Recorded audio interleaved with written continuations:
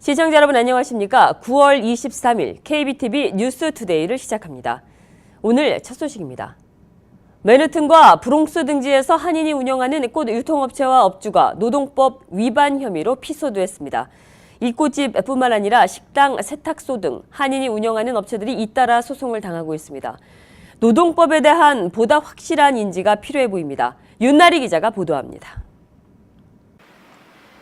지난 6월 8일에는 플러싱에 위치한 식당이 노동법 위반 혐의로 피소당했고 지난 8월 26일과 9월 16일에는 맨해튼에 위치한 두 곳의 세탁소가 역시 노동법 위반으로 피소됐습니다.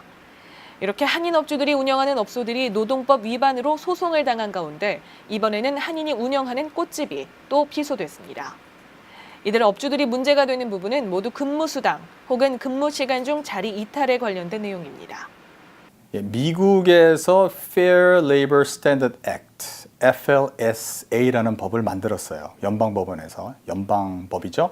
그러니까 모든 주에서 다 apply가 되는 법인데 그 법에 의하면은 한 주에 hourly salary를 받는 직원들은, 그러니까 시간당 차지를 받는 직원들은 40시간이 넘을 적에는 1.5 타임 샐러리를 꼭 줘야 된다는 것이 그 법입니다. 그렇게 만약에 안 했다라고 할 경우에 거기에 대한 페널티가 상당히 있을 수 있습니다. 김봉준 변호사는 이 시간에 근무 수당을 지급하지 않았을 경우 오히려 2배의 과징금을 배상해야 돼 결국 3.5배의 임금을 지급해야 한다고 말했습니다.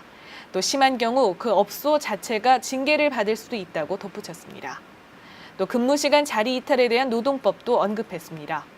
미국의 스탠더드는 reasonable accommodation입니다. reasonableness, 어느 정도 fair한 상황에서는 그 직원이 화장실을 가든지 잠깐 어디를 가든지 자기의 일을 뭐 하든지라는 것은 우리가 accommodate를 해줘야 된다는 것이 스탠더드가 돼 있어요. 그럼 이 40시간을 일주에서 일하는데 10시간을 자기의 시간으로 쓰고 뭐 일들을 했다라는 것이 있으면은 그럼 그 10시간에 대해서는 꼭 우리가 레코드로 가지고 있어야 되겠죠. 그 레코드를 가지고 있다는 것이 상당히 중요한 비즈니스 센스와 또 나중에 법적 소송을 당하지 않을 기초가 되실 겁니다.